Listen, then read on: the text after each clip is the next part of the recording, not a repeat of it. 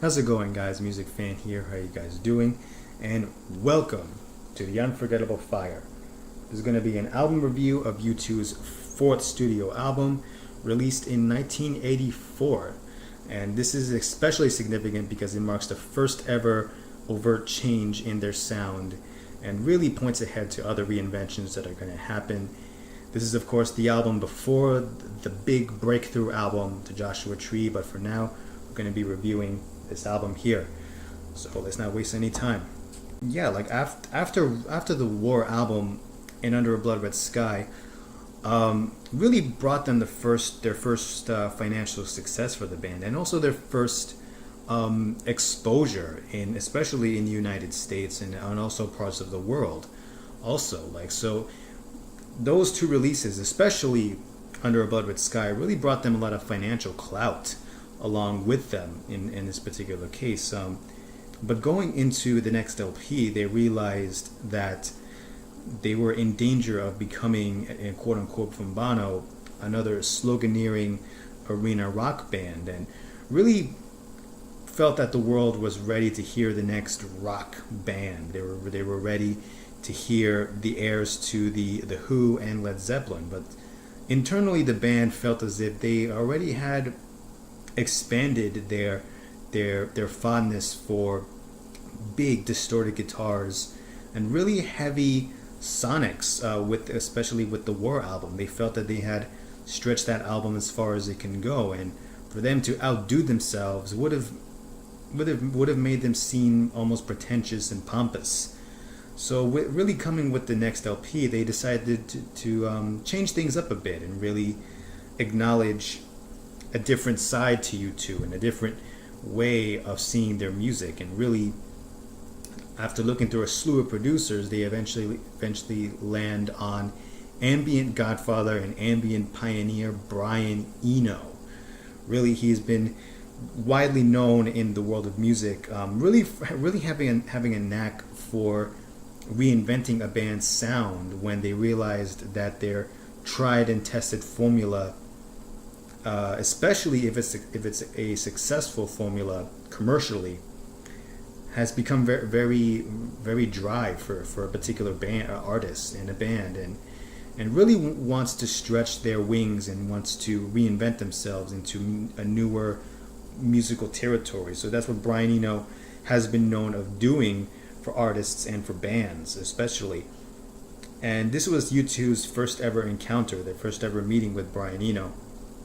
Him with bringing along engineer Daniel Lanois to help out produce the album. Like, really, these two would become a very important production team in the wake of U2's eventual mega superstar success with the Joshua Tree. But really, they're firstly significant here because this is their first collaboration with Bono and the band, and really with their help and with their input into the band's music going into this next album, U2 realized that they couldn't repeat War again. They couldn't have a War Part 2 if that's only going to be what people expected of them to do. So instead, they really took a gamble and took a chance on expanding their musical horizons creatively, musically, and lyrically, until now you have an album that, in my opinion, is one of U2's most underrated albums ever. They come out with The Unforgettable Fire, this fourth album, and really, this is their first real cohesive album work, their first master stroke of an album. Like, really an album that really, the tracks are all concise, they're all really cohesive, very very uniformal, very unified in the production and in their sound. Like, musically, for the most part, is a much different album than War. It places a lot of emphasis on hard rock, places a lot less emphasis on post-punk, and more leaning towards a more atmospheric sides. Without a doubt, really indebted to Brian Eno's influence on this album. And really, the music here is a bit more textured, is a bit more cinematic, like musically and especially lyrically. It's a little bit more brings a lot more imagery to your mind, and really is a lot more softer. It's a little bit more image laden. This is a much softer, more atmospheric album than U2 albums prior, and really this album represents a very big artistic leap forward for the band, a big progression forward for their sound, really bringing these two different dynamics, like post-punk and ambient music. At first seems very far-fetched, but when it comes to this album, really creates songs that are really beautiful and really atmospheric in their textures. Like I think of tracks like A Sort of Homecoming, which is really one of their most magnificent, graceful openers to an album ever, especially in U2's catalog. Really, this song feels as if like you're in the beach, and you're letting the ocean's waters just splash across your face, and it feels just so renewing and so refreshing, and it's just simply amazing. I love this track a lot. This spells a different U2 than the U2 of the past.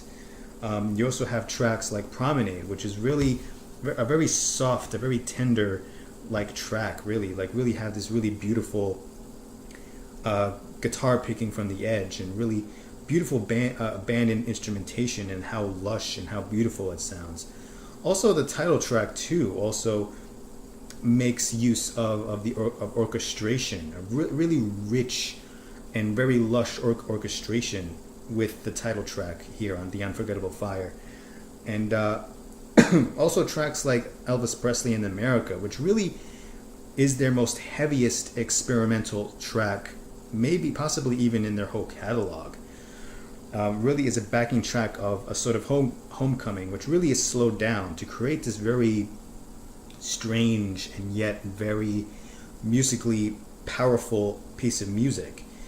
And yet this album is not really atmospheric heavy in the sense, because you have rockers here, you have your rocking tracks here, like Pride in the Name of Love, which is lyrically a eulogy to the Reverend Dr. Martin Luther King, and is as a tribute to him. You also have tracks like Wire, which is just very manic in its sound. It's almost as if I feel as if the band took a huge load of coffee and started to record this album straight away. This track straight away. It's really fast, and it's very percussive, in very heavy on Larry Mullins Jr.'s drumming, and Adam Clayton's bass playing is very similar to War. Really tight on that funky bass that Adam Clayton does on this particular track. And Edge's guitar here is just simply brilliant. It's simply glorious with that really ear-splitting guitar part that he does with that whammy bar on his guitar, and just really makes that punctuating guitar sound in the middle of this track, and just really kind of feels as if your skull is split in two.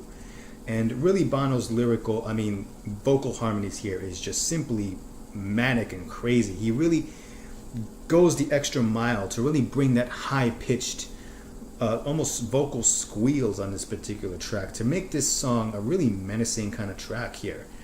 You also have tracks also like Indian Summer Sky, which really has almost I don't know what you call it, this Native American vibe going on here, or at least a Native American atmosphere to it. Again, it's almost has a war-like style on this particular track, but unlike the songs to that album, this track here is also heavily emphasizing on atmosphere. It's a little bit more of an atmospheric kind of song.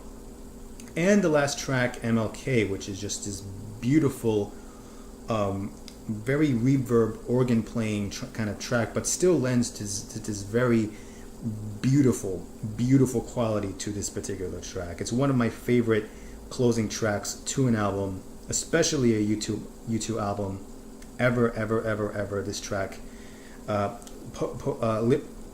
lyrically, this track is also a eulogy to Dr. King, with the initials, obviously, and it's, even though it's simple in its intent, it's still magnificently beautiful.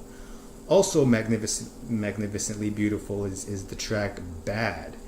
This is probably their first ever great song in an artistic sense. Really bad, even though it's like 6 minutes in length, it still has a very beautiful dynamic build to it. Like, you start off with that really awesome guitar piece that Edge performs on this particular track, and really as the track keeps progressing and keeps adding things and keeps building and building as it continuously goes, until he reaches this very epic crescendo, and really Bono giving his all, giving his best to really convey this feeling of sympathy and empathy towards this friend of his who almost ruins his life on heroin, and which came from excuse me, from one of the terrorist attacks that happened in Dublin, Ireland in the 70s. This is also going to be related to a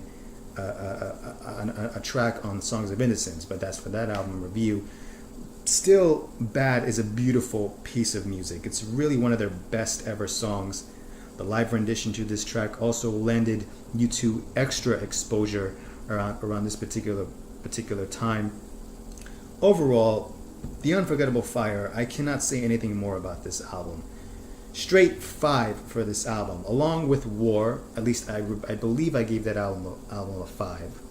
Along with War is a fantastic, beautiful album. Like, really, from A Sort of Homecoming all the way to MLK, there are no boring spots in this album. Like for some people, it can be a little hard to get into because it's so soft, and there's not a lot of rock going on here. But really, if you want a very cerebral experience, then this is the album that really goes into. And the important thing about this album is that this album presents a shift in U2's sound. It presents the first of many other glorious reinventions that the band will undertake in their career.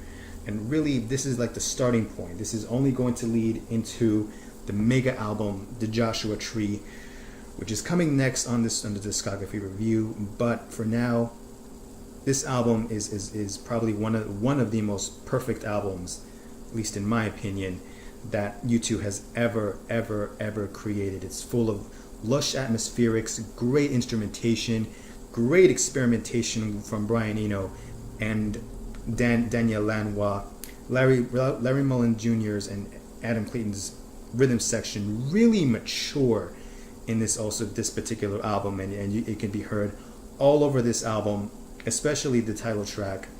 I implore you guys to check that out. So Unforgettable Fire gets a 5 out of 5, one of their best ever albums, and it's only going to get better from here. So leave a comment in the comment section below. Tell me what you think of the Unforgettable Fire. And this has been a review, Unforgettable Fire, U2, and I will see you guys next time. Take care.